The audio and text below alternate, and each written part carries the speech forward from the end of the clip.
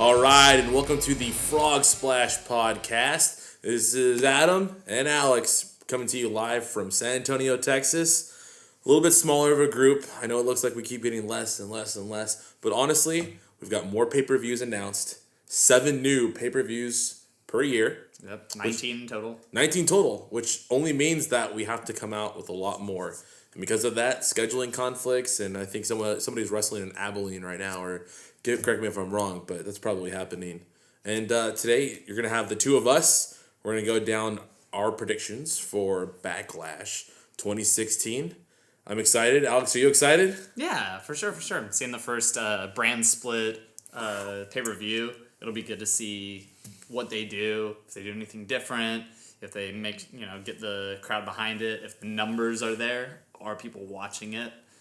So it'll be, I'm sure, very stressful on WWE's side of it, having this happen. I'm stressed looking at this card right now. Right Smackdown just ended moments ago. We got into the end. It was just AJ Styles again with Dean Ambrose, and they went at it, and it ended just as the way you would imagine. One person came out on top, and now we're just getting ready for the next 4 or 5 days until it's time for Sunday. And honestly, there's a lot of stuff going on between now and then. Mm-hmm. So we'll kick it off here, and we'll just start from what we see posted on the website and WWE.com. We'll start off with the IC Championship. Of course, you've got Mike The Miz versus the show-off Dolph Ziggler, as I call him. Otherwise, we have what we call as Colonel Ziggler versus the Chicken. Oh, gosh, yeah. This is like round 2. That's... If this was Halloween time, Halloween Havoc, that would actually be the match that they would be having. 100% they would wear that. And that's what I would love to see out of this match. Yeah. Alex, I'll let you kick it off here with this one. For sure.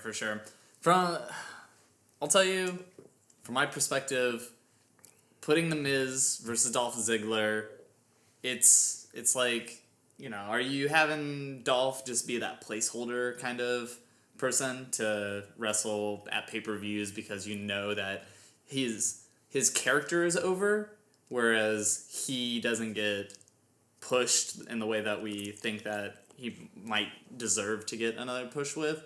So it's like, I like the match. I'm more excited because of The Miz and what he said to Daniel Bryan on the Talking Smack after show that was last week. That's what really has me actually caring about this match. But at the same point, will that come into play, or was that just a really good promo that we haven't seen from someone like The Miz in a while that rejuvenated his character a little bit? I think that brings up a very valid point. I was taken back completely when I rewatched Talking Smack because I heard about it the next day, and I was at the gym, hustled Loyalty Respect, on the bike, doing about 10 miles, and I watched the whole Talking Smack from that night. And I just couldn't believe it because you could see the passion in The Miz again. And this is the passion that I saw when he was on Tough Enough, or even when he was on The Real World and he was talking about his passion, which was professional wrestling. And you didn't really see that in these last couple of years because he was doing all the Marine movies and all these promos, and he was kind of being the face, kind of helping out for Make-A-Wish and things like that. And then you have him come up with this great promo, which I don't know how much of it was shoot, and I don't know how much of it was work. But when you know it's a good promo. It was good. Yeah. Daniel Bryan said he couldn't handle it, and he left. But rumor has it they're going to have more superstars do that. Could possibly tease a return of Bryan Danielson, but I'm not going to keep my hopes up. I just want him to be healthy and live to make it to the Hall of Fame. Yeah. That's my personal opinion. This match, I'm not really that excited. At WrestleMania, I had Zack Ryder winning it, and he did win. But my buddy right next to me, Michael, shout out to Deplin, he said The Miz would be a better holder for the belt because he can play the part of the heel and really push it that we haven't seen in a while. And thus far, he's been so right. He weaseled his way out of beating Zack Ryder 2 other times. He weaseled away out of every win thus far. And maybe it's time for him to stand on his own, but I don't think you'll see that. I think you'll see him weasel his way out of this one again. Something will happen. Ziggler will get distracted. Something will occur. Oh, and you meant to say The Miz at WrestleMania.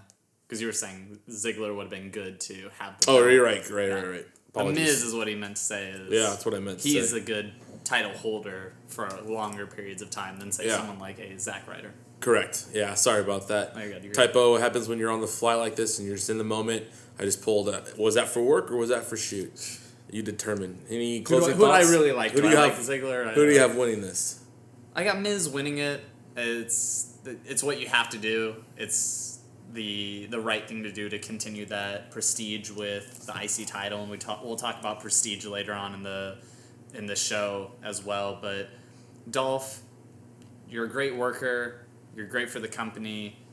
I'm not saying that you're boring, but they put you into boring situations, and that's sometimes unfortunate to see. So you got to give to which is poor booking. We keep putting Ziggler in these spots to lose. Yeah. Lost to Dean Ambrose. He's probably lost to anybody on SmackDown right now. Yeah, he's probably lost to. Yeah, so lost to John Cena. Yeah, well, the face that runs the place. Before we go on to any of the other ones, we got to talk about the fact that we just ended watching SmackDown and nothing new was added to the card. I was expecting something to be added, right? There are a lot of people that should be. I don't think that they should have had Apollo Crews versus The Miz tonight. I think they should have had a very short build up to, an Apollo Crews versus Baron Corbin #2. Even though I know Baron Corbin was just in a was it a title match or a non-title match last week whenever he wrestled against Dean Ambrose? I don't know if they said it or not, or if it was implied that it was or wasn't, but even them, they put on a great show at NXT London. Why not have them go at it again, We still have a couple of days. We don't know what could occur, and we're not too sure how long this pay-per-view goes. Right now we have 5 matches on the card. I would imagine if they were going to do 3 hours, the first hour is just a pre-show, which means the pre-show is going to start at 6, pay-per-view 7 to 9 Central Standard Time. You could see an Apollo Crews versus the Lone Shark match. I'd watch it again. I know that match. I know that spot pretty well. Yeah, I'd probably be okay with that. Yeah, they can put on a good match without even needing a build-up, which is good. Also, 0 reference for John Cena, the face that does still run the place.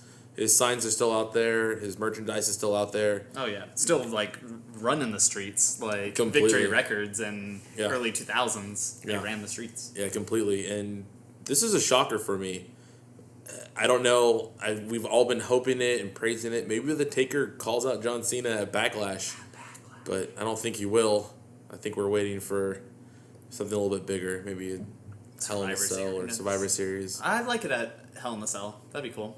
That'd be the right thing to do, I think, in Dallas. This has to be the year. This has to be Taker's last year. Yeah. Last season. Yeah. According to those refs. Season. You good to move? Yeah, I'm good now. I just wanted to... I thought, the elephant was in the room, and we had to speak of it.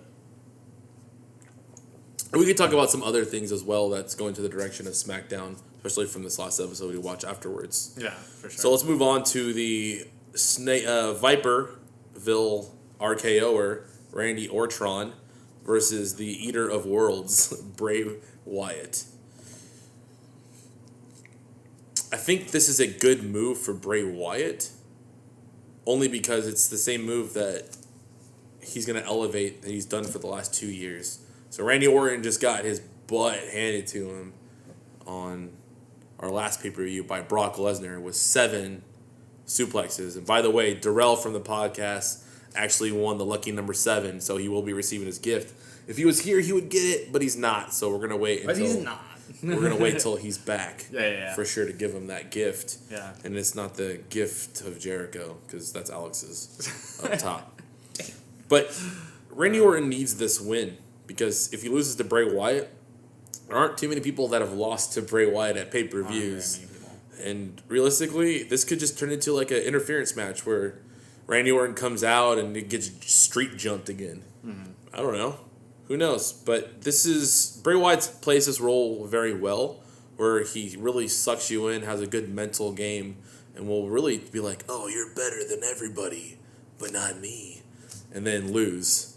but he can do it over and over again. It doesn't get old for me. Dean Ambrose with the Shield, with John Cena a couple of times, but I've got Randy Orton winning this pretty dominantly. Not Brock Lesnar, Randy Orton dominantly, but it's going to be... You have a clean win from Randy Orton? Oh, okay. Yeah. Okay. He's face right now. He's not going to jeopardize that. So I asked this question to the rest of the podcast about where was the build-up for this match, because I didn't see that segment last week on Smackdown. And when I read the article that was sent to me from Darrell, none of it talked about the build-up. All it talked about is why this match could be good and what ways it could kind of go with it, but it didn't talk about the actual build-up. So I still don't know what the build-up to this match is. But if you can get something out of it and really... Because we're talking about this is the first Smackdown pay-per-view that's happening. There's got to be at least one big surprise that happens. Yeah.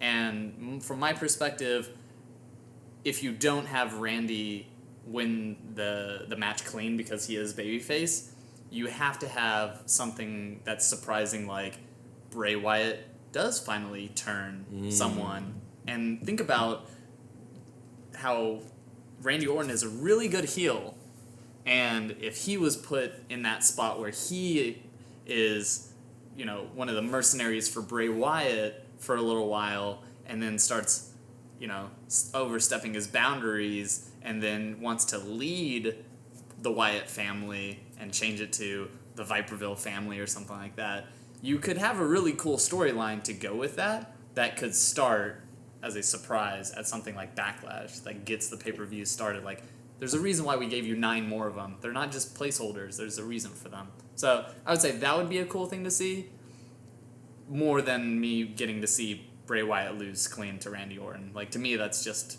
another match. I was asking for a lot, and I think if there was ever an opportunity for SmackDown to try to elevate themselves, because realistically, the brands are supposed to be equal, but the creative writers have led me to believe otherwise, with crowning of a Universal Champion and pretty much putting a bunch of jobbers in place for most of their matches, so everybody just looks so dominant on the Raw side of it, and it's making it a little bit harder for the SmackDown team to be competitive, for me, especially when it comes to the women's division, which we'll get to here in a little bit, and especially if it comes to the tag team division, which is actually coming up next. So if there was ever an opportunity for Mr. Daniel Bryan to put some effort into this, like, this would be your spot. This is where this match could actually make or break the entire card. The rest of it, it's pretty much I would say a gimme. It's a smart type of pay-per-view, meaning the smart choices are probably going to win. You probably won't see any surprises when it comes to the rest of the card. Yeah. And as well as that, I know that Cesaro said it in the draft. He talked about how SmackDown is the place to go if you're going to showcase your skills more than showcase the promos and the storylines that you would be getting into. But I think that it's already overstayed its welcome that there aren't compelling storylines. Right. Like, even NXT is starting to go more towards having storylines to build up towards the pay-per-views that they have, the specials that they have, or even just feuds that they have within 2 or 3 weeks later. They're like, coming up in 2 weeks, you're going to see Samoa Joe versus blank person. Like, they're leading up to it, whereas just from the hour that we watched today on SmackDown, the only real promo that was there that mattered, that was storyline driven, was for the belt. Like, the Uso thing was just like them continuing to tell us that we're heel. Well, you should have been able to tell us that you were heel when you beat up Chad Gable and Mr. Jordan. Jordan, yeah. So yeah. Just for the record, I have seen Mr. Blink wrestle in New Japan, and he was really good. So he was strong style, right? He went over on Ultimo Dragon. Yeah. So it was a really good match. Clean victory there for Blink. But no, I appreciate that. Realistically, I think creative-wise, where we kind of messed up is Daniel Bryan saying that Raw rushed into creating these belts. And then, in essence, we only took a week or so for them to create one for SmackDown. What would have really been a good shocker is that we've been building up this CWC champion the whole division's going to come to Raw. But what if Daniel Bryan signed it before and he brought it over? Because you already have Moralo and you already have himself, Daniel, on SmackDown. But what if you just pulled a Shane McMahon and took CWC and away from your Papa organization? That's where you really should have got it. But what do I know? That's really where it needs to be. If you want to talk about that, like, if you're going to talk no big storylines and we're showcasing wrestlers, like, putting the cruiserweights up first in the pay-per-views and on the night-to-night matches, it makes sense for it to be on SmackDown more than it does for Raw. What do I know? I'm just a kid in San Antonio trying to follow his heart. All right, let's move on. While we've enough gift of jab there and a skywalking, mic talking going on. Let's move on to our SmackDown Tag Team Championship Tournament Final. We have, of course, the Ready, Willing, and Gables, a.k.a. American Alphas, a.k.a. the Kurt Angle Juniors, versus Heath Slater, no contract Slater. No contract versus Slater. No government Rhino, because he didn't get that. He didn't get that council position. But it was so good. I was rooting for him. All right. So before this match occurred, or we found out who the finals were, American Alpha beat Usos tonight. And the Usos did a continual heel turn, shaking the hand at the end, and then cross super kick. We saw it coming. If you didn't, then you're a fool. It's too easy to write, especially when you have super baby faces like the American Alphas. So many baby faces. Yeah, we gotta have some tournament. heels. Yeah, Yeah. we gotta have some heels. Yeah. And then you have, of course, it was actually Heath Slater and Rhino, which they don't have a name yet, but I'll think of one by the end of this podcast, hopefully. Versus the Hype Bros. And of course, Alex and I, huge Mojo Riley fans, huge Zack Ryder fans. Woo, woo, NXT, we love it. I'm glad they're both here together. But going into this match, I already knew Heath Slater and Rhino were going to win it. Because the storyline has to build up that Heath Slater cannot win a contract unless he wins these belts. With that being said, I don't think he wins the belt. I think it goes to American Alphas. One, it helps solidify Triple H's theory about the road to success is through NXT. And Heath Slater is not NXT. Rhino, kind of. But American Alphas, 100% NXT. Both guys were signed directly from collegiate spots and given development contracts in here. I do, however, think that Heath Slater is offered a contract at the end because he's made it this far and was shown that he can compete. And Bryan Danielson likes that. So I think that's the story. I think you still get the happy ending with Heath Slater. Yeah. And then me being happy that he doesn't win a belt. But American Alpha has to win. They're the bigger babyface right now. And if they're going to need to create some heels. If the Usos want to go super heel, the Vaudevillains somehow need to get better. Yeah. We got to have jobber heels. There's no point. We need to have ultimate baby faces. And Chad Michaels and Jordan Gable, all of them, super baby faces. Yeah. I get their names wrong on purpose, so relax. I understand. Anything you would like to add, sir? Oh, a lot of stuff I would love to add for sure to that. One thing would be... I know it was like 5 minutes, but I'm sorry. No, it's perfect. One thing I would like to ask is, where did Heath Slater come from? Did he come from, like, Tough Enough, or did he come from OVW or anything Not like OVW. that? I want to say FCW. He would have been at that time? When did he break into the main roster? Maybe 10 years ago. Nah, then yeah, I don't even know where he came from. I'll find out for you real quick. Cool. I'll find this out real quick. We have the good old internets. I think as well as that, I think that it's going to be the American Alphas that also win it. Do you think that it will taint their victory and their celebration if it's cut short a little bit just so that they can have Heath Slater get his. Oh wow, he was an FCW. He was an FCW, you guys. Complete guesstimation. Yeah. But go ahead, continue. And 9 years ago, it was like you said, 10 years ago. Do you think it's gonna taint that celebration, that babyface cry fest that is gonna happen, just like we saw in NXT from the American Alphas, or do you think that they'll win it, they'll get all the time that they need in the spotlight, and then it will go to a backstage promo where Heath Slater gets the contract from Daniel Bryan instead of it being out on the show floor? Yeah, it won't be on the floor, so the American Okay. Alphas will tear all the way up there, and then there'll be some Instagram photos with Triple H like shaking their hands, and, giving the big hug in there like Triple H always does with every champion. Loves it. And then you will have a backstage segment probably right by the end of the show, like right before we get to the main event. Like he's all packed up, ready. Yeah, to, they're leave. about to just kick him out. Yeah. Like security has his stuff packed. Yeah, and they're escorting him out. Yeah, Big Brother style. Wait, and then that's when the crowd goes, yes.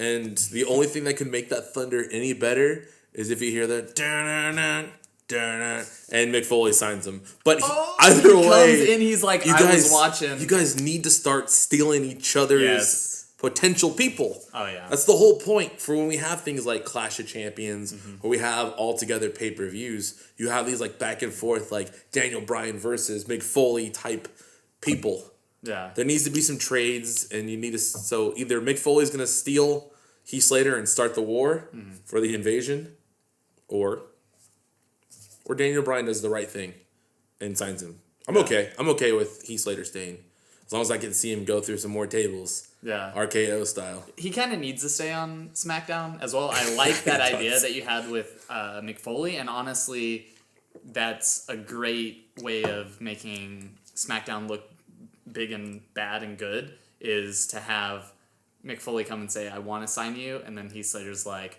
no, you didn't give me the chance. Better. And he's like, I want to be in SmackDown because they're doing this, that, and the other against, you know who. Yeah, he's good. And then New Japan. Exactly. And then he's like, I'm going to sign with SmackDown then. Yeah. I hope it's a good match. I know that the American Alphas can wrestle. I don't know so much that Rhino can give him the match that I want to see. They've got to go long, though, too, because the American Alphas, Chad got hurt, went from the Usos. It was supposed to showcase, oh, I hurt your leg. So that means that the match was going to be a longer match because of that, because they're going to be working that leg in spots. So they're going to have to. It's mostly going to be Heath Slater doing those spots, not Rhino. I think you're going to see Rhino accidentally gore Heath Slater in this match. At least once. That's not going to be the finisher. No. But, yeah. The American Alphas are too good to let that be the finisher. Correct. Anything you'd like to add? I want it to be a good match. I want it to be a good match. Yeah. If it's a good match, then American Alphas, they deserve it, and I'm excited for them, even though the belt doesn't look as good as the copper one on the other brand. And I want it to be a good match because I want to like Heath Slater and want him to get the contract. Because if it's not a great match, I won't feel like I want him to get the contract as much. Yeah, it has to be epic. Yeah. Right? Yeah. Overcome something. Exactly. All right. Let's move on to the SmackDown Women's Championship 6-Pack Challenge. I don't know who came up with that name, but that's terrible. Yeah. That is that's like TNA something. That's something TNA would say. 1-pack. 2-pack. 3-pack. 4-pack. It just goes on forever. You just keep until going you get to 6. And it's only not, 2 more after that. Still not that bad. But you've got Alexa Bliss. Mm-hmm. You have Natty. You've got the last kicker herself, Becky Lynch. You've got, back from injury, Nikki Bella, who did come out to the last pay-per-view. Mm-hmm. I'm excited for this pay-per-view, or for this match. Yeah. Only for a couple of reasons. One, you've got a potential to really crown a good champion here. Yeah. And you got to give them a reign. It can't just be like a one-time, we get them to Survivor Series and then they lose it kind of champion. Oh, yeah, for sure. And what that really, really means here is if you're going to give it to Becky Lynch, she's got to hold it. If you give it to Nikki Bella, she's got to hold it. She held the Divas Championship for X amount of days, surpassing... What's her face?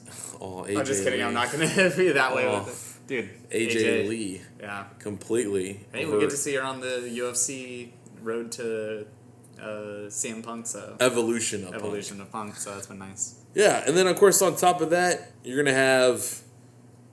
Alexa Bliss? Yeah, I was right. Yeah. Yeah. You just say Naomi. Oh, Naomi. Naomi and actually Carmella as well. Yeah. I don't see Alexa Bliss or Carmella winning this. It's too young.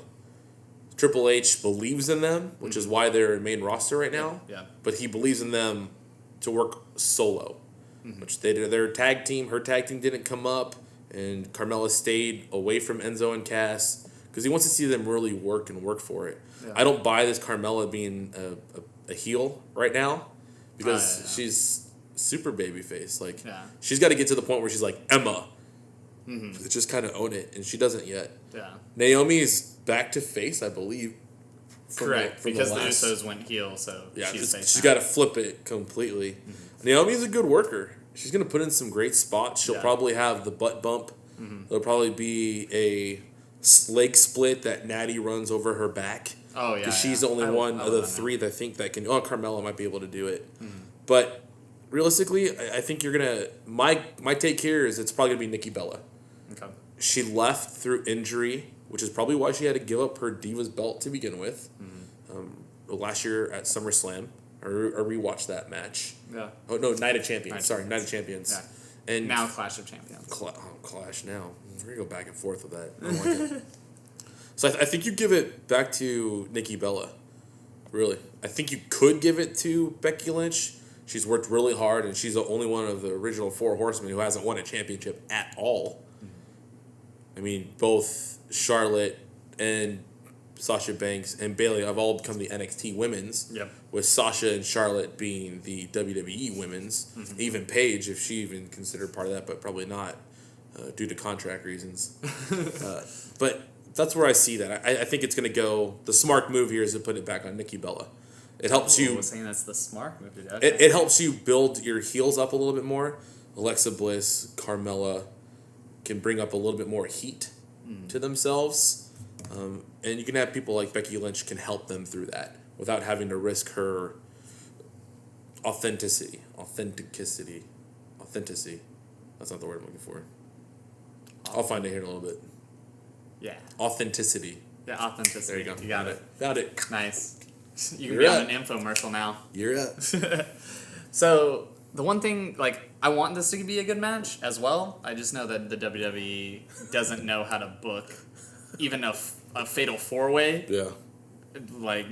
Not to mention a six-pack challenge thing that they're doing with this.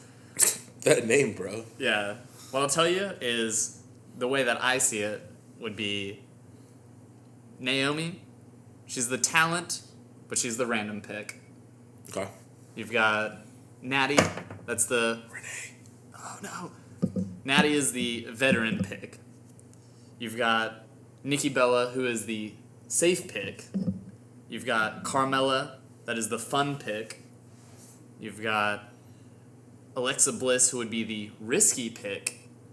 And then your girl, Becky Lynch, she's the smart pick. She's your smart? She's the smart pick. It is. But the way that I know WWE, you don't get something cool and fun and surprising without also getting something that you didn't really care about or you didn't want. And that's going to be Nikki Bella being the safe pick and being the one that wins it. All right. I'm not trying to, devalue her that much. No. But all the girls that are in this are great girls. I love them. But they're, like you said, two of them, Carmella and Alexa Bliss, just aren't ready yet. And I'm fine with that as well. There's nothing against saying that you're still developing, you're still getting the crowd behind you. That's totally fine. Yeah. This is where Raw has the advantage because they have a bigger talent pool right now for the women's division. And those people that can wrestle put on some great stories. Sasha on Monday night, the way that she was going to announce what looked to be like a long recovery from an injury, just to put the bank statement on Dana Brooke, was awesome. Mm-hmm. The fact that Dana Brooke is a protege to Charlotte is awesome. The fact that you have Bayley hanging out with the New Day is awesome. So awesome. You have a better storyline. We have a better pool of talent right now. SmackDown can get better. They 100% can get better, which is why we have Nikki Bella, which is why we have Natty and Becky Lynch, and why we also mix it up with Alexa Bliss, why we mix it up with Carmella. If they take and listen and train, they can make SmackDown great again. Mm-hmm. Make SmackDown great again. Women's division. Also, Eva Marie beats up someone backstage and then injures them, and then she gets to be a part of it. I forgot she doesn't wrestle anymore. Oh, man. Did she win this thing? No, she doesn't. Did she, like, jump Naomi or something? Right? And, Something stupid like that. Oh, flip. Don't do that. No, she locks Natty in a broom. Oh, Broom perfect. Right there. And she's like, oh, I'll wrestle. I'll wrestle for her. Oh. And she comes out to the music and everything. Eligible yet? It hasn't been 30 days. Oh, yeah, it hasn't been 30 days. She's... sorry, we're building up funny storylines that aren't going to happen. See, that would be really cool. But I'd watch it. Yeah. I'm an Eva Marie fan, so... Yeah, you are. Yeah. One. Her name's Natalie, like my wife's name. Yeah. So it's perfect. Yeah. It's not cheating, right? Cut that part out. It's... All right. Renee, cut that part out. Yeah, Renee, could you just... Cut that out. Talking smack? So, let's move on to our... creme de la creme, the match of the matches, the best of the best, the phenomenal one, versus the Lunatic Fringe, the CEO and director and co-chairman of the Asylum. And the man who trended it all with hashtag Deanie Bopper. Hashtag Deanie Bopper. That's anybody that is between 10 and 14 that likes Dean Ambrose. Deanie Boppers. Saw a lot of them tonight. They were out there. Smackdown. Out there, little live in corpus. They've all got the same shirt. Oh, just the D and just the the A. D with the A. Like no one buys any other shirt. It's the only one he has, right? Yeah, it's like he has other ones. You sold 100,000 of this shirt, but your Ambrose Asylum only did like 10. Well, the D and A only comes in youth shirts. In youth shirts, yeah. Makes a lot of sense. So you have great potential here, and the reason why I say that is because you have AJ Styles coming off a great win against the man that runs the place with the face, all the stuff I'm wearing, John Cena, and he beat him. And it was a one hell of a match. It's probably one of the best matches on that card. Oh yeah. Play by play, minute by minute. Yeah. Pound for pound. Those guys put on a really great show, and they took each other's finishers and showcases, and it was just really good. I really enjoyed that match, and he beat it. John Cena puts his banner or his little armband, he puts it down, and he walks away.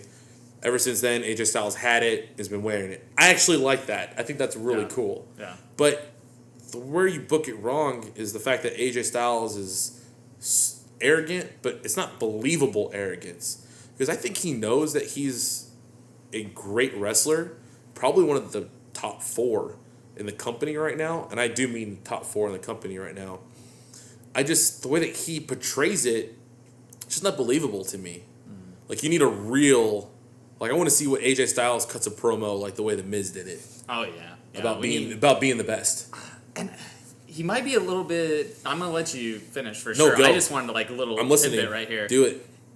Do you think that he's still a little bit timid about going all out and doing like a little bit of a shoot promo? Because he's like, I'm new to this. I'm making my money now. I'm really where I wanted to showcase how good I am to everyone, and I haven't gotten to have all the dream matches that I wanted yet. So he's a little bit timid to do that, just in case, on the Vince McMahon side.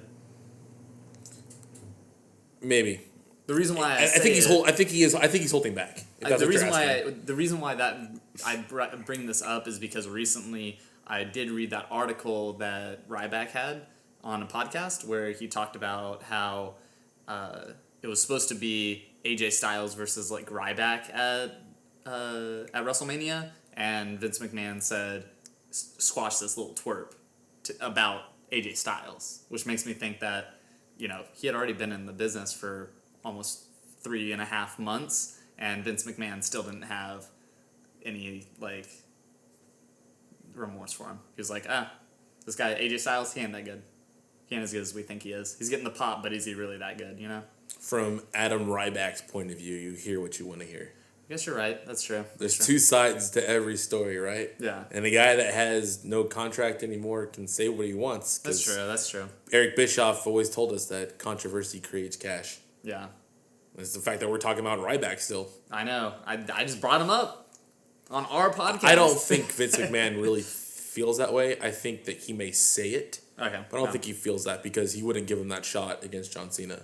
Unless John Cena requested that. Yeah. Right? Yeah. Or we don't have AJ Styles versus like Chris Jericho. Mm-hmm. Who Chris Jericho and AJ Styles had a great series together. Yeah. AJ Styles. Right? So I personally feel AJ Styles is holding back. If he wants to go heel, he needs to be super. And he ended tonight's SmackDown with a kick right to the groin. Oh, yeah. That's about as heel as he can get right now. The only thing you'd make it worse is like when the Undertaker did it and like you get help pull up right there. And then you just rack him once when he did it to Lesnar. Yeah. But it's the Undertaker, so nobody cares. Like, we're not mad about it. Like, yeah. He's not heel or face. He's the just Undertaker. Yeah. Undead. Yeah. So yeah, from my point of view, AJ Styles has come into the business.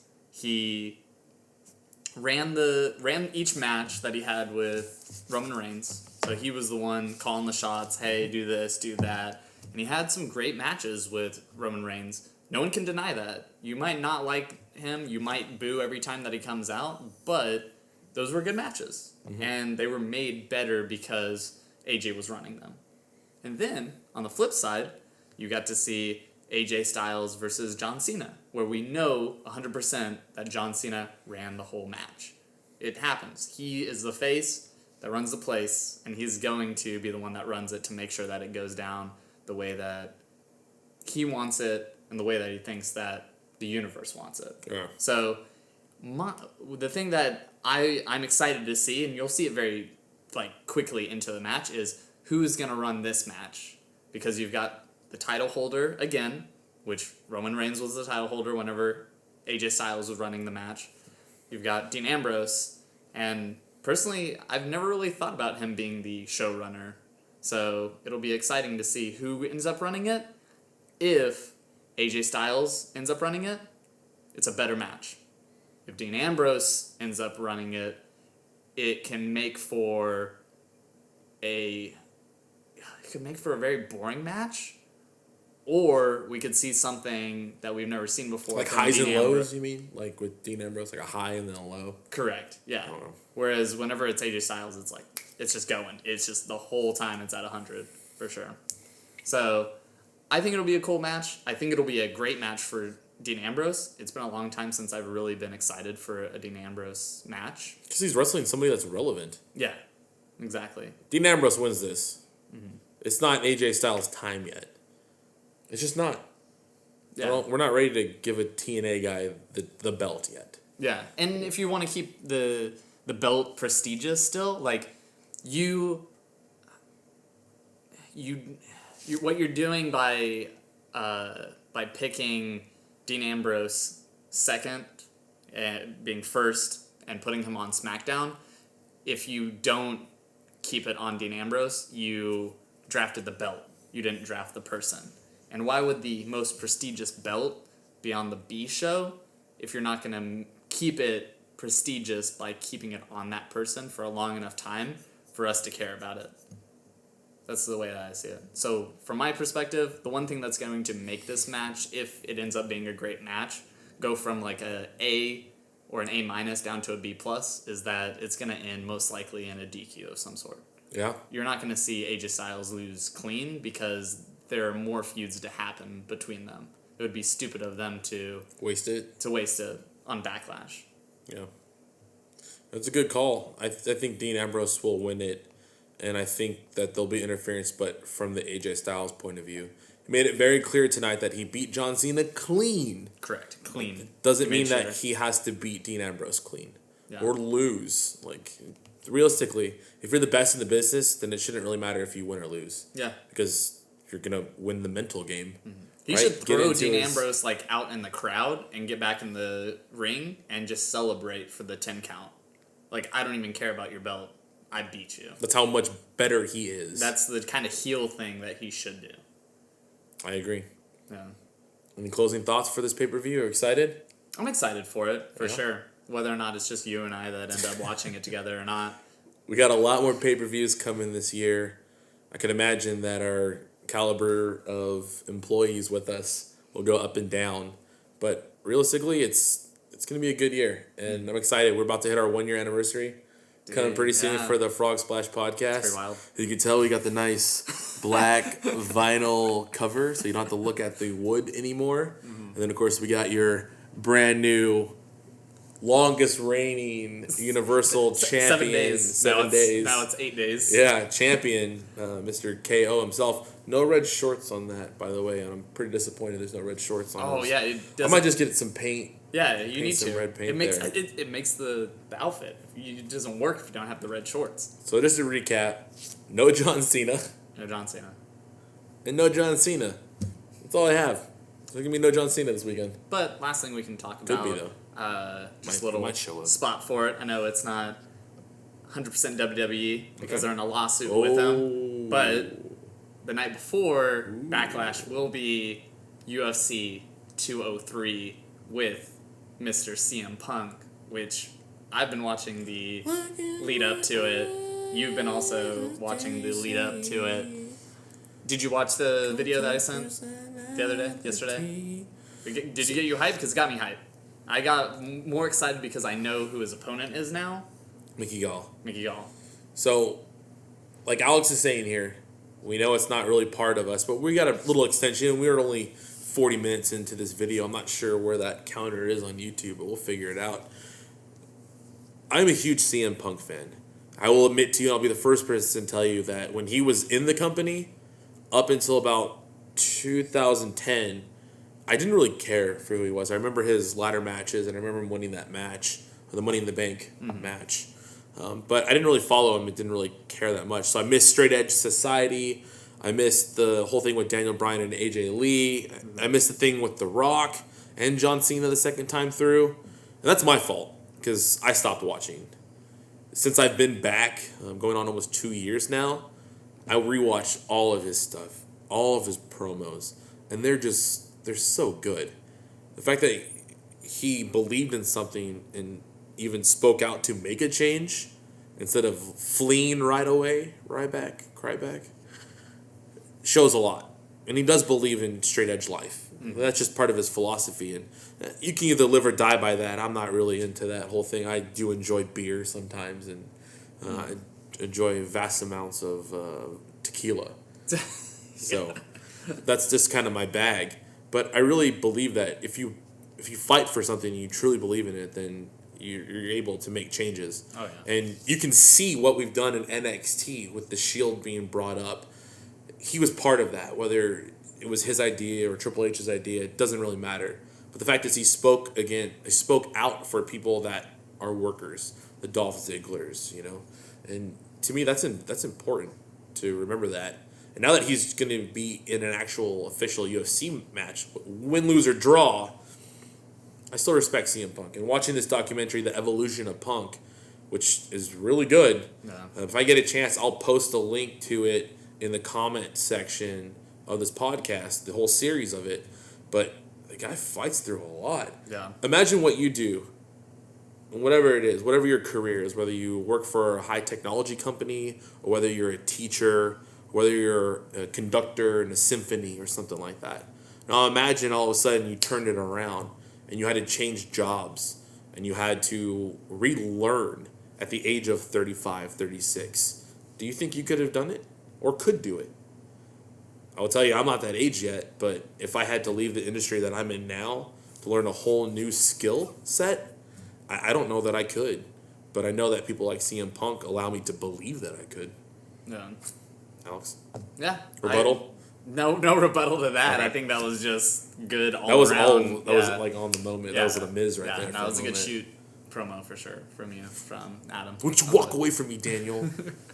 I like the storyline. You do get storylines in the UFC as well, but I don't watch it enough to really know what all those storylines are. But I like the storyline that you have between Mickey Gall and CM Punk. For Mickey, he's 1-0, or at the time of them shooting the he still is, promo that I had, 1-0. If Dana White wasn't there in the crowd, he would have been one of those YouTube stars that it would have been like, oh, this guy, like, we should be talking about him, kind of like in the Warrior film with Tom Hardy, how it was like, oh, he did this one thing, like, we should sign him and let him fight. But, hey, Mickey Gall threw it all out there. He said, if CM Punk doesn't have anyone to wrestle yet, I want to be that guy. Punk. I want to do it. So him throwing it out there, I love that. I think that's really... Mickey Gall called it a Hail Mary? Yeah, he called it a Hail Mary. I thought that was awesome. And to have someone 1-0, showcase that they can fight versus someone that's 0-0 that, like he said it too, a win, lose, or draw, he did it. He got out there. He got to be on the grandest stage of UFC's all that you would call it, and he tried it. I think that it's going to be an awesome match. I think it's going to go at least 2, if not 3 rounds. It might even go to decision, which doesn't happen all that often in something like they're in welterweight. Yeah. But if it doesn't, it's going to be a submission from, like, Mickey Gall's going to submit CM Punk. And my only thing is, even watching the documentaries, I don't know 100% what CM Punk's... capable. Yeah, like, what is his thing? Is it an armbar? Is it his striking? Is it the fact that he's just going to, keep him on the ground the whole time? Like, I don't know what his X factor is. Smart move better be GTS, dude. He just actually throws it down. And then he points out and he says, Hideo, I'm coming for you. Right? Because he used it again. So that's the thing, is I'm excited the fact that you match. have an X factor from one side, Mickey Gall, you've seen at least one match and you've seen what he can do, which was the submission, which was a great submission, versus someone that you haven't seen at all. And that mystery factor that Mickey Gall has is probably a little bit scary for him, but for us, it's like, really, what are we going to get to see? I'm going to be wearing CM Punk gear as soon as I can find it anywhere. Oh, yeah. I'm going to go to Reebok.com and get the UFC CM Punk shirt. Oh, yeah. It doesn't even say Phil Brooks on it. It says CM Punk on it. I'm super excited. It gets to be, like, still, honestly, like, a character. this could be nothing but greatness for WWE. Yeah. Like, this, realistically, it's a win-win for either company. People want to go back and they want to be like, what did he do when he was in WWE? I heard he was a champ. I'll pay $9.99 per month to get to go back and watch some of his matches. Kevin Nash said $9.99. $9. There's your plug, Hunter. I was watching NWO and then he did this. Brown. You got anything to add for us? Nah, I wanted to add that part at the end for sure. Well, from Alex and Adam from the Frog Splash podcast, please enjoy number 11. See you later.